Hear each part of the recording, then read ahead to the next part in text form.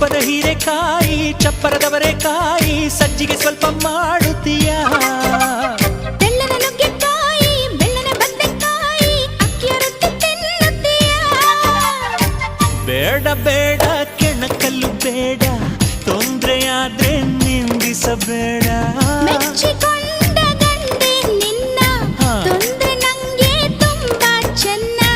ನಿನ್ನ ಪ್ರೀತಿಯ ಮಾತೆ ಚೆನ್ನ ಮಲ್ನಾಡಡಿಕೆ ಮೈಸೂರು ವಿಳೆ